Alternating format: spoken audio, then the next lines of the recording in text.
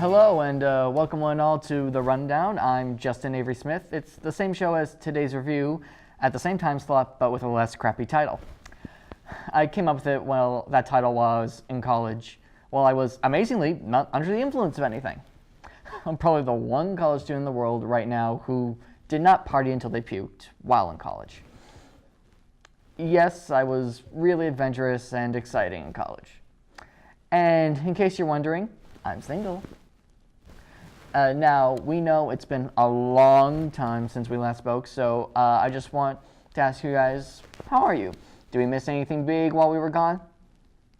I'm just kidding, of course we didn't. We live in simple times where the White House is running efficiently, no one is treated less based on their skin color or gender, basic human rights are perfectly guarded, and our elected officials are doing their job, and the Clintons have gotten what's coming to them. This report was brought to you by our friends at Fox News. Oh, wait, I'm sorry, I'm just getting an update from our producers. Apparently, none of that is true, and Fox News is no longer considered a reliable outlet for news. Our apologies, it took a while for our producer to come out from under their rock. Now, you might have been asking why we've been gone so long. That's because I've been pursuing a piece of paper. Not just any piece of paper, a college degree. A piece of paper that everyone values as much as the terms and conditions of iTunes. Even though it's that thing that everyone in high school tells you you need. Unless you're Jim Carrey, Ellen DeGeneres, Robert De Niro, Richard Branson, Lady Gaga, Bill Gates, Whoopi Goldberg, Steve Jobs, Hilary Swank. You get the idea. Anyway, without further delay, let's take a look at some headlines. When Rudy Giuliani was asked by George Stephanopoulos if Michael Cohen made payments to other women for the president, Giuliani responded, "I have no knowledge of that, but I think if it was necessary, yes." And when President Trump heard that, he got so scared even his hair ran for cover.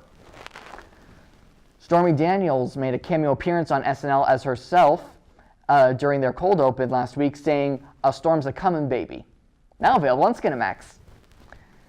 Connecticut has passed legislature that gives its electoral votes to the winner of the national popular vote in the presidential election. In other news, a woman was seen nearby banging her head against the wall. Officials have released this photo. First Lady Melania Trump unveiled her Be Best campaign, which focuses on well-being, the opioid epidemic, and positivity on social media. When asked if he would take part in the activities, said President Trump, "I have a tweeting." That's right. First Lady Melania Trump unveiled her Be Best campaign, and Donald couldn't believe it when Sean Hannity told him. The Met Gala was this past Monday night, where celebrities competed to show who wore it weirder. That's right, the Met Gala was last Monday night, and Rihanna became the new Pope? A police department jokingly labeled its car Popo in order to connect with teens, and I think I speak for everybody when I say that idea is a big pile of popo. Oliver North, the man most famous for being at the center of the Iran-Contra scandal under President Reagan, is reportedly going to become the new president of the NRA. A man synonymous with scandal about to take up a major position in the Trump administration? Yeah, that sounds about right. Walmart is set to restrict opioid dispensing in its pharmacies as a response to the opioid epidemic. Now, if only it could restrict the number of screaming kids in aisle 3. So, now that we're all caught up with that, let's just take a breather and allow ourselves to discuss a few changes to the show that I'd like to address, since you are my viewers and you deserve to know what's going on here. As you can see, I now have pencil and paper with me because everyone's more productive with pencil and paper. And of course, Starbucks. Not that I'm a slave to corporate sponsorship or anything like that. No, really, I'm not. This show doesn't have any sponsors. If anything, I'm losing money because of the gas I use to drive here. And the Starbucks I drink to feel more productive. Oh, wait.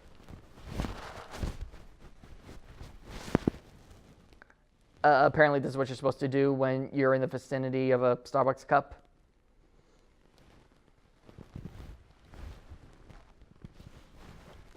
Oh, almost forgot to post, just a sec. Just enjoying a... And yes, you may have noticed that my phone resembles a Sheikah slate from Breath of the Wild. No, unfortunately, we are also not sponsored by Nintendo. However, if I'm going to be sharing a product from one of your franchises, One of your best franchises, by the way, Nintendo.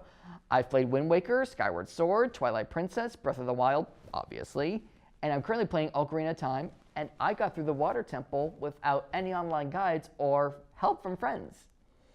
I can see why people call it the greatest game of all time, though. And if you want me to say all this and more in the next episode, you don't have to give the show money. All you have to do is give me a Switch console. Yes, I'm one of those squares who play Breath of the Wild on Wii U. I'm sorry, yes, I'm a square. I'm also on a budget. What was I doing? Oh yeah, posting. What did I order again? I don't even know what I ordered. I just said a bunch of Italian-sounding words and the baristas made it. They seem to know what my order was, but not that my name isn't Justine. Now, I realize it might be blasphemous to say how much you love Starbucks when you live in New England, where Dunkin' is king. I'm sorry, Dunkin', Starbucks just has better coffee, my personal opinion. As you can tell, this program is clearly brought to you by not Dunkin' Donuts. I will say this, however, you do have better food. Your egg and cheese wraps have kept me from starving during those early morning classes and have been good to my wallet and my waistline. In fact, some of my happiest childhood memories are eating chocolate glazed donuts on long car rides. See? Equal opportunity praisers and defenders here at the Rundown. Now, if any of you in Shrewsbury are still watching at home despite my blasphemy, first of all, thank you. Secondly, I hope you'll join me for story time now. For this, I'll introduce our story by quoting The Who. So yes, I'm talking about my generation. And no, if you're just tuning in, this is not The Beat with Ari Melber, though I do highly recommend you watch his show weekdays at 6 p.m. Eastern on MSNBC. And Ari, if you're watching, yo. Anyway, the first thing, I'm part of the millennial generation, which usually means anyone born around the early 80s to the early 2000s. Being born in 95, that makes me a millennial. Just old enough to remember the Sox winning the World Series in '04, but not old enough to remember the Lewinsky scandal, which, given what I've learned since then, and my age at the time, might have been for the best. I don't think I missed out there. More to the point, though, there are about 83 million of us, and we are, by and large, thanks to the internet and other developments in research, the most researched generation in history. And yet, so many people make assumptions or claims about us based on, not on research or fact, but based on the assumptions of others or one-off experiences. In 2017, a report showed in 2015, 44.2% of millennials were of a minority background, and not the white upper-class hipster garbage we're often portrayed as on television by the likes of Hammer on Family Guy. And yes, while I have met millennials who do look like that, it would be unfair to judge anyone based on personifications like that. It's like Call of Duty's multiplayer. When I say that, you probably think of immature children yelling obscenities at anyone who plays better than them, taking the game way too seriously, and gloating whenever they win a match. Seriously, just type the title of any video game with an online multiplayer into the YouTube search bar with the word rage and enjoy hours upon hours of yelling that seems to be coming from nowhere.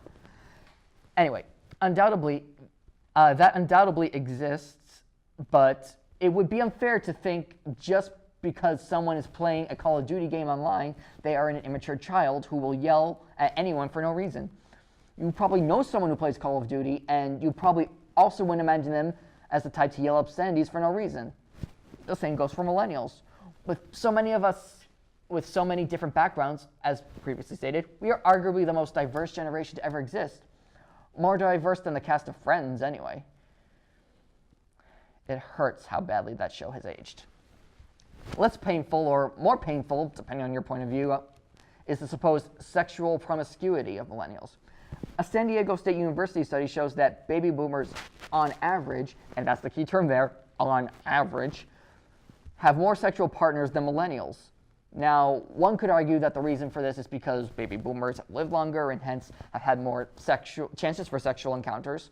And while that argument is sound enough, the reason the argument exists in the first place is because so many of our generation are known, again, keyword known, for using Tinder and having more liberal, open-minded views towards sex, that we, for some reason, never want to settle down and just want to sleep around with everyone. Like God, no. Now, This point is the one I hear the most and gives me the most pause. In 2013, Time magazine had a story called The Me, Me, Me Generation. Millennials are lazy, entitled narcissists who still live with their parents. Why they'll save us all. Now, while that last part certainly makes me want to pat myself on the back, the first part is really an echo of a much more often spoken narrative.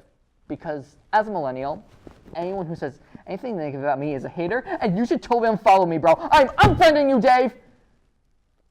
By the way, if Dave is a person, is not a real person, he's just made up. On the other part of the article's title, however, about how millennials still live with their parents, well, according to a 2015 Trans-American survey, 19% of millennials financially support a parent. Now, as much as I realize that probably isn't fun to have to support a parent, to at least have the ability is a dream I have that's akin to Pinocchio's dream of being a real boy. Instead of spending our days searching for jobs that might not even be there, we actually create our own. Instead of wanting to be the CEO of an already established business, because screw the establishment, some of us prefer to create our own jobs where there is none. Also, a study shows that 64% of millennials like the opportunity to work from home, as opposed to baby boomers, where the number stands at 66%. Ha! Sup on that 2%, baby boomers.